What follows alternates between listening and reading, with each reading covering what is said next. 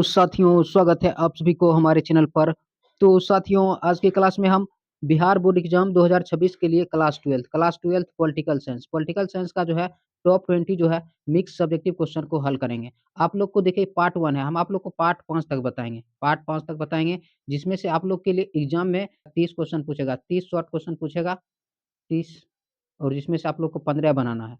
15 बनाना है। निश्चित रूप से आप लोग शॉर्ट क्वेश्चन और लॉन्ग क्वेश्चन भी निश्चित रूप से बना लीजिएगा। तो देखिए फर्स्ट क्वेश्चन है, देखिए एक दलीय प्रभुत्व व्यवस्था क्या है? तो एक दलीय प्रभुत्व व्यवस्था क्या है? तो देखिए यदि किसी देश में एक ही दल हो तथा शासन करने वाले सभी सदस्य एक ही दल का हो, यानी कि किसी देश में एक ही दल हो, यानी कि एक ही समूह हो, एक ही राजनीतिक दल हो और शासन करने वाले सभी सदस्य एक ही दल का हो, तो ऐसे राजनीतिक दल को एक दलीय व्यवस्था कहते हैं। तो याद रखिएगा, यदि किसी देश में एक ही दल हो तथा शासन करने वाले सभी सदस्य एक ही दल का हो, तो ऐसे राजनीतिक दल को एक दलीय व्यवस्था कहते हैं। इसको आप लोग याद रखिएगा, इंपॉर्टेंट क्वेश्चन है। नेक्स्ट क्वेश्चन है, देखिए वामपंथी दल से क्या तात्पर्य है? पूछ लेगा वामपंथी दल से आप क्या समझते हैं? तो देखिए ऐसा ऐसा दल जो वर्तमान स्थिति को बदल कर, यानी कि ऐसा दल या ऐसा राजनीतिक दल जो वर्तमान स्थिति को बदलकर नई स्थिति लाना चाहता है, ताकि समाज के जो दुर्बल है, पिछड़े है, शोषित वर्गों के कल्याण हो सके, तो ऐसे दल को वामपंथी दल कहते हैं। तो ऐसे दल को क्या कहते हैं? वामपंथी दल कहते हैं। तो याद रखिएगा, ऐसा दल जो वर्तमान स्थिति को बदलकर नई स्थिति लाना चाहता है, ताकि समाज के दुर्बल, पिछड़े, शोषित वर्गों का कल्याण हो सके, तो ऐसे दल को वामपंथी दल कहते हैं। जैसे हम देखिए भारतीय कम्युनिस्ट पार्टी वामपंथी दल का उदाहरण है और समाजवादी पार्टी आदि ये सभी वामपंथी दल का उदाहरण है। तो आप लोग याद रखिएगा, एग्जाम में पूछ लेता है क्वेश्चन कि भारत के 2 वामपंथी दल पार्टी का नाम लिखे, तो याद रखिएगा भारतीय कम्युनिस्ट पार्टी और समाजवादी पार्टी आदि। ठीक है, तो वामपंथी दल के बारे में याद रखिएगा। नेक्स्ट क्वेश्चन है, देखिए कामराज योजना का उद्देश्य क्या है? तो कामराज योजना, तो देखिए कांग्रेस पार्टी के वरिष्ठ नेतागण, कामराज योजना का उद्देश्य है कि कांग्रेस पार्टी के जो है वरिष्ठ नेतागण सरकारी पदों को छोड़कर, यानी कि जो सरकारी पदों पर है, तो सरकारी पदों को छोड़कर संगठन संगठन में काम करे, ताकि पार्टी को पुनः ऊपर उठाया जा सके, यही कामराज योजना का क्या है? उद्देश्य है। तो याद रखिएगा, कामराज योजना का उद्देश्य है कांग्रेस पार्टी के वरिष्ठ नेतागण सरकारी पदों को छोड़कर जो है संगठन में काम करे, ताकि पार्टी को पुनः ऊपर उठाया जा सके। नेक्स्ट क्वेश्चन है, देखिए भारत के छह छह वर्तमान में राष्ट्रीय दलों के नाम लिखे। तो भारत के वर्तमान में जो 6 राष्ट्रीय दल है उसको नाम लिखना है। तो देखिए भारत के 6 राष्ट्रीय दल इस प्रकार है। पहला देखिए भारतीय राष्ट्रीय कांग्रेस, उसके बाद देखिए मार्क्सवादी कम्युनिस्ट पार्टी, उसके बाद देखिए भारतीय जनता पार्टी, उसके बाद देखिए बहुजन समाज पार्टी, उसके बाद देखिए राष्ट्रीय जनता पार्टी, उसके बाद देखिए आम आदमी पार्टी। तो ये भारत के 6 राष्ट्रीय दल है, इसका नाम याद रखिएगा, भारतीय राष्ट्रीय कांग्रेस, मार्क्सवादी communist party, Bharatiya Janata party, Bahujan Samaj party, राष्ट्रीय जनता दल, उसके बाद आम आदमी पार्टी। याद रखिएगा, ये भी क्वेश्चन काफी इंपोर्टेंट क्वेश्चन है। नेक्स्ट क्वेश्चन है, देखिए तो देखिए भारत के 6 राष्ट्रीय दलों का नाम हो गया। नेक्स्ट क्वेश्चन है, भाजपा के पहली बार के प्रधानमंत्री, भाजपा के पहली बार के प्रधानमंत्री बनने वाले नेता का नाम लिखिए और भारत के पहले उप प्रधानमंत्री का नाम लिखिए। यानी कि भाजपा जो है भारतीय जनता पार्टी, उसके पहली बार जो नेता प्रधानमंत्री बने उस नेता का नाम लिखना है और भारत के पहले उप प्रधानमंत्री का नाम लिखना है।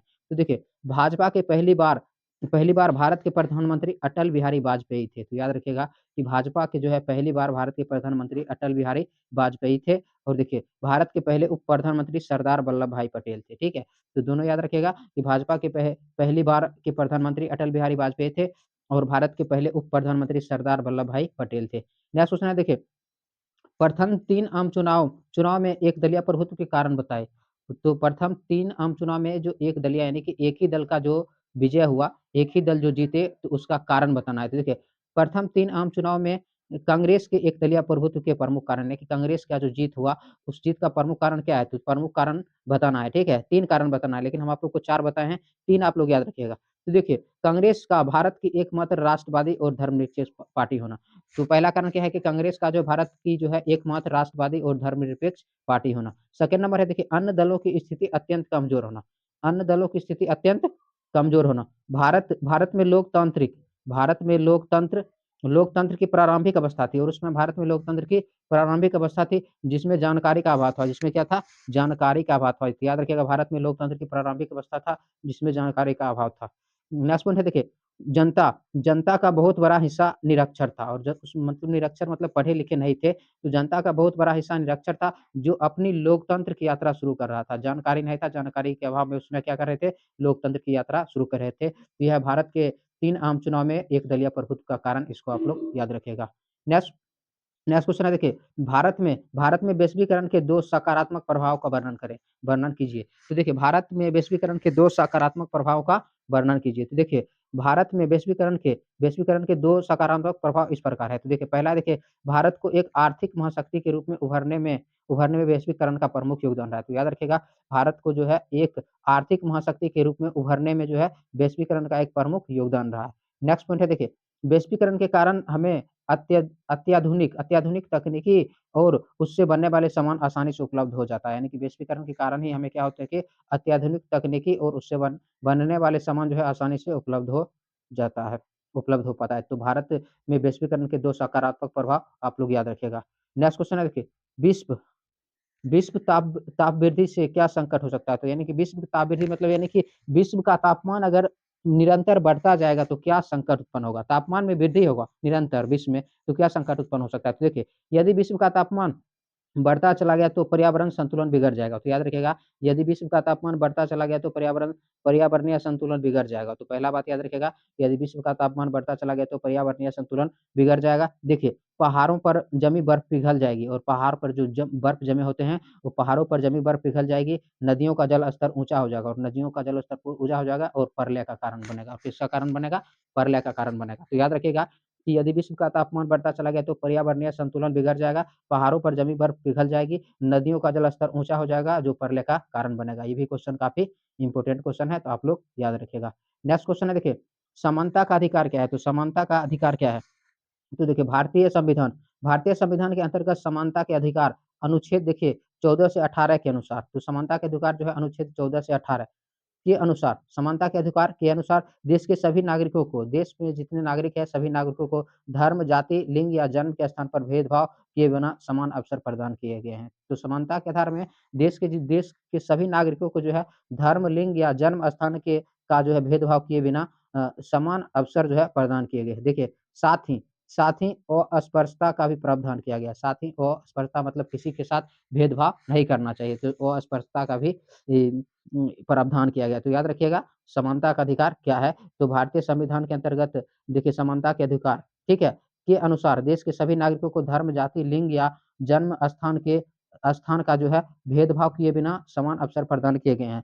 साथ ही अस्पृश्यता का भी प्रावधान किया गया है। तो भेदभाव नहीं होना चाहिए एक-दूसरे के साथ। यही क्या है? संविधान के समानता का अधिकार है। समानता के अधिकार का वर्णन जो है अनुच्छेद 14 से लेकर 18 तक में है, ठीक है? नेक्स्ट देखिए, संक्षेप में परमाणु युद्ध के प्रभावों का वर्णन करें कि संक्षेप में बताइए परमाणु युद्ध का क्या प्रभाव हो सकता है? तो देखिए, परमाणु युद्ध के निम्नलिखित प्रभाव है जो इस प्रकार है। तो परमाणु युद्ध के निम्नलिखित प्रभाव है जो इस प्रकार है।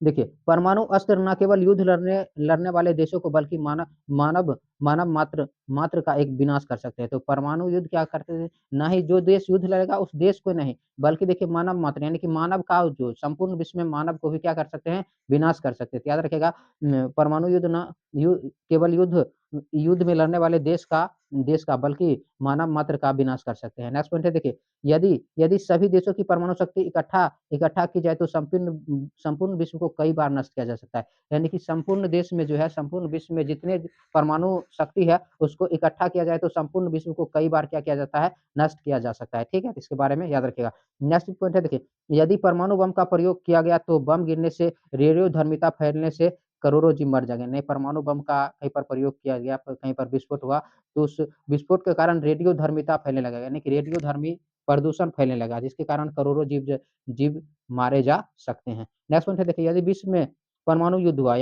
क्या हुआ? परमाणु युद्ध हुआ तो पूरी मानव जाति नष्ट हो जाएगी। विश्व में यदि परमाणु युद्ध हुआ तो पूरी मानव जाति क्या हो जाएगी? नष्ट हो जाएगी। तो इस संक्षेप में परमाणु युद्ध के बारे में आप लोग याद रखिएगा। नेक्स्ट क्वेश्चन देखिए, संयुक्त राष्ट्र संघ के उद्देश्य इस प्रकार है। तो यहाँ पर संयुक्त राष्ट्र संघ के उद्देश्य क्या है? तो पूछ रहा है संयुक्त राष्ट्र संघ के उद्देश्य क्या है? तो देखिए, संयुक्त राष्ट्र के उद्देश्य जो है इस प्रकार है। तो देखिए, तो पहला नंबर याद रखिएगा, देखिए, विश्व के सभी राष्ट्रों के बीच होने वाले अंतर्राष्ट्रीय झगड़ों को रोकना और राष्ट्रों के बीच सहयोग को प्रोत्साहन करना। यानी कि जो देश हैं, उन देशों के बीच अगर कोई अंतर्राष्ट्रीय झगड़ा उत्पन्न होता है, तो उस अंतर्राष्ट्रीय झगड़ा को रोकना। पहला काम क्या है? अंतर्राष्ट्रीय झगड़ों को रोकना रोकना और जो है राष्ट्रों के बीच सहयोग को प्रोत्साहन देना और राष्ट्रों को सहयोग करना, दोनों के सहयोग को प्रोत्साहित करना, ठीक है? देखिए, विश्व में सामाजिक आर्थिक विकास की संभावनाओं को बढ़ाने के लिए विभिन्न देशों को एक साथ आना है कि विश्व में जो है सामाजिक और आर्थिक विकास की संभावना है, यानी कि विश्व में जो आर्थिक विकास है, जिस देश को सामाजिक विकास आर्थिक और सामाजिक विकास की संभावना जिस देश में है, उसको संभावनाओं को बढ़ाने के लिए विभिन्न देशों को क्या आना? एक साथ आना, ठीक है? उसके बाद देखिए नेक्स्ट पॉइंट है देखिए, बिना किसी भेदभाव के मौलिक स्वतंत्रताओं को प्रोत्साहन करना है। यानी कोई भी देश किसी देश को सहयोग करता है तो बिना किसी भेदभाव को जो है प्रोत्साहन देना चाहिए, ठीक है? उसके बाद देखिए, विश्व में शांति स्थापित करने के लिए समुचित प्रयास करना और विश्व में शांति स्थापित करने के लिए जो है सभी देशों को जो है समुचित यानी कि प्रयास करना चाहिए। एक साथ क्या करना चाहिए? प्रयास करना चाहिए। तो संयुक्त राष्ट्र संघ के उद्देश्य क्या है? तो याद रखिएगा, संयुक्त राष्ट्र संघ के मुख्य उद्देश्य इस प्रकार है। फर्स्ट नंबर है देखिए, विश्व के विभिन्न राष्ट्रों के बीच होने वाले अंतर्राष्ट्रीय झगड़ों को रोकना और राष्ट्रों के बीच सहयोग को प्रोत्साहन देना। नेक्स्ट पॉइंट है देखिए, विश्व में सामाजिक आर्थिक विकास की संभावनाओं को बढ़ाने के लिए विभिन्न देशों को एक साथ लाना। नेक्स्ट पॉइंट है देखिए, बिना किसी भेदभाव के मौलिक स्वतंत्रताओं को प्रोत्साहित देना और बिना किसी भेदभाव के जो है मौलिक स्वतंत्रताओं को प्रोत्साहित देना। नेक्स्ट पॉइंट देखिए, विश्व में शांति स्थापित करने के लिए समुचित प्रयास करना और विश्व में शांति स्थापित करने के लिए जो है समुचित प्रयास करना। ये संयुक्त राष्ट्र संघ के उद्देश्य है, इसको आप लोग याद रखिएगा।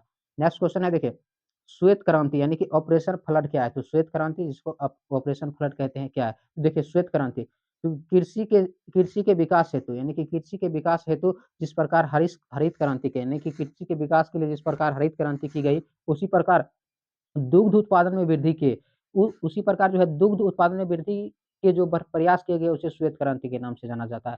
और उसी प्रकार जो है दुग्ध उत्पादन यानी कि जिस प्रकार कृषि के विकास करने के लिए जो क्रांति किया गया उसको हरित क्रांति कहते हैं। तो उसी प्रकार देखिए दुग्ध उत्पादन कैसे होता है? पशुओं को पालन पोषण करने से, तो उसमें जो वृद्धि के जो प्रयास किए गए उसी को श्वेत क्रांति के नाम से जाना जाता है। देखिए 1990 19 सॉरी 1960 के दशक में दुग्ध उत्पादन में वृद्धि के लिए केंद्र सरकार द्वारा गुजरात में ऑपरेशन फ्लड कार्य आरंभ किया गया। तो याद रखिएगा 1960 के दशक में दुग्ध उत्पादन में वृद्धि के लिए केंद्र सरकार द्वारा गुजरात में ऑपरेशन फ्लड कार्य जो है आरंभ किया गया। इस कार्यक्रम का विस्तार होने पर दुग्ध उत्पादन में तीव्र वृद्धि और इस कार्यक्रम का जो विस्तार होने पर दुग्ध उत्पादन में क्या हुआ?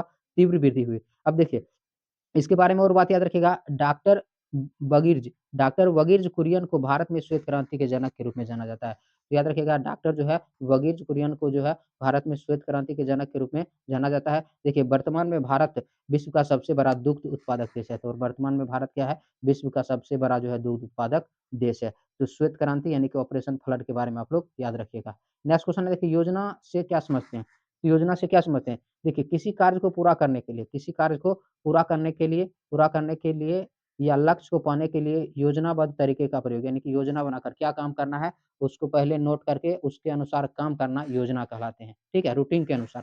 तो देखिए किसी कार्य को पूरा करने के लिए या लक्ष्य को पाने के लिए योजनाबद्ध तरीके का प्रयोग योजना कहलाते हैं, तो इसको आप लोग याद रखिएगा।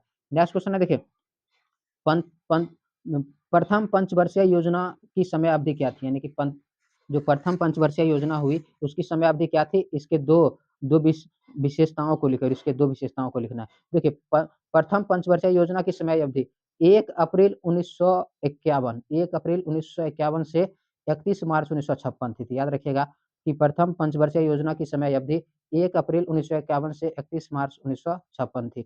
देखिए, प्रथम पंचवर्षीय योजना की 2 विशेषताएँ इस प्रकार है। प्रथम पंचवर्षीय योजना की 2 विशेषताएँ इस प्रकार है। देखिए, इस योजना में कृषि को सर्वोच्च प्राथमिकता दी गई। इस योजना में क्या किया गया? कृषि को जो है सर्वोच्च प्राथमिकता दी गई। साथ ही सिंचाई व विद्युत की परियोजनाओं पर बल दिया गया। साथ ही क्या किया गया? साथ ही सिंचाई व विद्युत की परियोजनाओं पर बल दिया गया। ठीक है? प्रथम पंचवर्षीय योजना में। देखिए, देश का सर्वांगीण यानी कि संपूर्ण विकास हो, इस पर बल दिया गया और देश का संपूर्ण विकास हो, इस पर बल दिया गया। ये प्रथम जो है पंचवर्षीय योजना की 2 विशेषताएँ याद रखिएगा। इस योजना में कृषि को सर्वोच्च प्राथमिकता दी गई, साथ ही सिंचाई और विद्युत की परियोजनाओं पर बल दिया गया और देश का सर्वांगीण यानी कि संपूर्ण विकास हेतु इस पर बल दिया गया। तो प्रथम पंचवर्षीय योजना की समय अवधि और इसके 2 विशेषताओं को याद रखिएगा। नेक्स्ट क्वेश्चन है देखिए, बॉम्बे प्लान किसे कहा जाता है? तो बॉम्बे प्लान किसे कहा जाता है? देखिए बॉम्बे प्लान, तो देखिए 1938 में कांग्रेस के अध्यक्ष सुभाष चंद्र बोस ने जवाहरलाल नेहरू की अध्यक्षता में राष्ट्रीय नियोजना कमेटी का गठन किया तो क्या किया गया 1938 में कांग्रेस के अध्यक्ष जो है सुभाष चंद्र बोस ने क्या किया, जवाहरलाल नेहरू की अध्यक्षता में राष्ट्रीय नियोजन कमेटी का गठन किया, ठीक है? देखिए, तब भारत भारत के 8 बड़े उद्योगपतियों और उस समय क्या किया, भारत के 8 बड़े उद्योगपतियों ने बम्बई में 1944 में अपनी योजना तैयार किया और उसी समय जो है भारत के 8 जो बड़े उद्योगपतियों थे, उन्हें बम्बई में 1944 में अपनी योजना तैयार किया गया, जिसे बम्बई प्लान यानी कि बम्बई प्लान कहिए, बम्बई योजना कहा जाता है। देखिए, इसमें कहा गया कि भारत सरकार औद्योगिक तथा अन्य आर्थिक क्षेत्रों का विकास करे और इस बम्बई प्लान में कहा गया कि भारत सरकार जो है, भारत सरकार औद्योगिक तथा अन्य आर्थिक क्षेत्रों का विकास करे। बम्बई प्लान को टाटा बिरला प्लान के नाम से भी जाना जाता है। ठीक है? तो याद रखिएगा, बम्बई प्लान को टाटा बिरला प्लान के नाम से भी जाना जाता है। बम्बई प्लान को टाटा बिरला प्लान के भी नाम से जाना जाता है। तो इस बम्बई प्लान के बारे में आप लोग याद रखिएगा। नेक्स्ट क्वेश्चन है देखिए, योजना योजना अवकाश का अर्थ बताइए। तो योजना अवकाश का अर्थ क्या है? तो योजना अवकाश का अर्थ बताना है। देखिए, चीन और पाकिस्तान चीन और पाकिस्तान से युद्ध एवं वर्षा न होने के कारण तृतीय पंचवर्षीय योजना अपना लक्ष्य प्राप्त करने में असफल रही। तो देखिए, योजना अवकाश को समझिएगा। तो चीन और योजना अवकाश के समय क्या हो रहा था कि चीन और पाकिस्तान से युद्ध हो रहा था, ठीक है? चीन के साथ युद्ध कब हुआ था? 1962 में, ठीक है? और क्या हुआ कि उस समय पाकिस्तान के साथ भी युद्ध चल रहा था। तो चीन और पाकिस्तान से युद्ध युद्ध एवं वर्षा ना होने के कारण तृतीय पंचवर्षीय योजना अपनी लक्ष्य प्राप्त प्राप्त करने में असफल रही, ठीक है? देखिए, जिसके कारण चौथी योजना 3 वर्ष के लिए स्थगित करके जिसके कारण चौथी जो योजना थी उसको 3 वर्ष के लिए स्थगित करके यानी कि रोक करके इसके स्थान पर 3 वर्षीय योजना इसके अनुसार इसके स्थान पर 3 वर्षीय योजना देखिए 1966 से 67 1967 से 1968 1968 से 1969 लागू की गई। इस अवधि को जो है योजना अवकाश कहा गया। इस अवधि को क्या कहा गया? य योजना अवकाश अवकाश कहा गया और चौथी पंचवर्षीय योजना 1969 से 1974 तक चली। चौथी पंचवर्षीय योजना 1969 से 1974 तक चली। तो योजना अवकाश के बारे में इसको आराम से पढ़िएगा, आप लोग को निश्चित रूप से याद हो जाएगा। नेक्स्ट क्वेश्चन है देखिए, हैदराबाद क्योंकि ये दीर्घ-उत्तरीय क्वेश्चन है, इम्पोर्टेंट क्वेश्चन है, ठीक है? दीर्घ-उत्तरीय क्वेश्चन कि हैदराबाद हैदराबाद के भारत में विलय के लिए उत्तरदायी परिस्थितियों को स्पष्ट कीजिए। यानी कि हैदराबाद के जो भारत में विलय हुआ, तो उसके जो उत्तरदायी परिस्थिति थे, उस कारण को क्या करना है? स्पष्ट करना है। तो देखिए, हैदराबाद का निज़ाम आज़ाद स्थिति को बनाए रखना चाहता था। हैदराबाद का जो निज़ाम था वो आज़ाद स्थिति को बनाए रखना चाहता था। तो याद रखिएगा कि हैदराबाद का निज़ाम अ, आज़ाद स्थिति को बनाए रखना चाहता था। देखिए, इस संबंध में भारत सरकार ने 1 वर्ष के लिए समझौता भी किया था और इस संबंध में जो है भारत सरकार से 1 वर्ष के लिए समझौता भी किया था। देखिए, किंतु निम्नलिखित कारणों से हैदराबाद का भारत में विलय हो गया, लेकिन कुछ कारण ऐसे थे जिसके कारण हैदराबाद का भारत में विलय हो गया। तो सभी के बारे में बारी-बारी से समझेंगे। देखिए, तेलंगाना क्षेत्र के किसान निजाम के दमनकारी शासन से दुखी थे। यानी कि देखिए, तिजाम रज़ाकार के जो निजाम निजाम जो थे वहाँ का जो हैदराबाद का जो शासन करते थे उसको निजाम कहते थे। तो तेलंगाना के किसान निजाम के दमनकारी शासन शासन से दुखी थे। देखिए, महिलाएँ निजामों के जुल्म के शिकार हुई थी और महिलाएँ क्या हुई थी? निजामों के जुल्म के शिकार हुई थी, ठीक है? देखिए, कम्युनिस्ट और हैदराबादी कांग्रेस भी निजाम के शासन के विरुद्ध थे। और जो कम्युनिस्ट पार्टी थे और हैदराबादी कांग्रेस पार्टी भी निजाम के शासन के विरुद्ध थे। देखिए इसी दौरान हैदराबाद के लोगों ने निजामों के विरुद्ध आंदोलन छेड़ दिया। इसी दौरान क्या किया गया? हैदराबाद के लोगों ने निजामों के विरुद्ध आंदोलन छेड़ दिया और तेलंगाना के किसान, हैदराबाद की महिलाएँ, कम्युनिस्ट और हैदराबाद के कांग्रेस सभी इसमें शामिल थे। इसमें जो है तेलंगाना के जो है किसान हो गया और हैदराबाद की महिलाएँ हो गया, कम्युनिस्ट और हैदराबाद के कांग्रेस भी इस पार्टी में शामिल थे। देखिए निज़ाम ने आंदोलन को दबाने के लिए एक अर्धसैनिक बल को रवाना किया, यानी कि अर्धसैनिक बल को भेजा, जिसे रज़ाकार कहा जाता है। ऑब्जेक्टिव क्वेश्चन पूछा जाता है कि निज़ाम के अर्धसैनिक बल को क्या कहते हैं? तो रज़ाकार कहा जाता था, ठीक है? देखिए, इन रज़ाकारों ने जो गैर मुसलमानों पर जो है अत्याचार किए। इन रज़ाकारों ने गैर मुसलमानों पर क्या किए? अत्याचार किए। देखिए अंततः सितंबर 1948 में भारतीय सेना हैदराबाद पहुँची। तो उसमें क्या हुआ कि सितंबर 1948 में भारतीय सेना हैदराबाद पहुँची। कुछ दिनों के संघर्ष के बाद यानी कि कुछ दिनों के युद्ध के बाद जो क्या हुआ कि निज़ाम ने आत्मसमर्पण कर दिया। निज़ाम ने क्या कर दिया? आत्मसमर्पण कर दिया और इसी के साथ हैदराबाद का भारत में विलय हो गया और इसी के साथ क्या हो गया? हैदराबाद का भारत में विलय हो गया। ये दीर्घ-उत्तरीय क्वेश्चन इम्पोर्टेंट क्वेश्चन है। आप लोग जो है इसका पीडीएफ मिल जाएगा या स्क्रीनशॉट कर लीजिए। पीडीएफ वीडियो के डिस्क्रिप्शन लिंक में मिल जाएगा, वहाँ से पीडीएफ डाउनलोड करके आप लोग याद कर लीजिएगा। देखिए नेक्स्ट क्वेश्चन है देखिए प्रीवी प्रीवी प्रीवी पर्स के विचार को स्पष्ट कीजिए। तो प्रीवी पर्स के विचारों को स्पष्ट कीजिए। देखिए देखिए भारतीय संविधान के अनुच्छेद 291, तो देखिए भारतीय संविधान के अनुच्छेद 291 के अनुसार प्रिवी पर्स देशी रियासतों के पूर्व शासकों और उनके अधिकारियों को कर मुक्त एक निश्चित धनराशि दी जाने की गारंटी थी। यानी कि जो भारत के जो देशी रियासत थे, उसके पूर्व जो शासक थे, उसके जो शासक थे, पहले के जो शासक थे और उनके अधिकारियों को जो है कर मुक्त यानी कि टैक्स मुक्त जो है निश्चित राशि धन जो है धनराशि दिए जाने की गारंटी थी, ठीक है? और देखिए तो इसे जो है 1971 में 26वें संशोधन द्वारा समाप्त कर दिया गया और जो है प्रिवी पर्स को क्या किया गया 1971 में देखिए 26वें जो संविधान संशोधन हुआ, 26वें संशोधन द्वारा इसे समाप्त कर दिया गया, ठीक है? तो प्रिवी पर्स के विचारों के बारे में आप लोग याद रखिएगा। नेक्स्ट क्वेश्चन है, द्विराष्ट्र सिद्धांत क्या है? तो द्विराष्ट्र सिद्धांत, देखिए इस सिद्धांत के अनुसार हिंदू और मुस्लिम 2 संप्रदाय नहीं 2 राष्ट्र है। तो द्विराष्ट्र सिद्धांत के अनुसार जो है हिंदू और मुस्लिम जो है 2 संप्रदाय नहीं 2 राष्ट्र है। तो याद रखिएगा, द्विराष्ट्र सिद्धांत के अनुसार हिंदू और मुस्लिम 2 संप्रदाय नहीं 2 राष्ट्र है। देखिए इसलिए मुस्लिमों का एक पृथक पृथक जो है पृथक राज्य पाकिस्तान होना चाहिए। इसलिए मुस्लिमों का क्या होना चाहिए?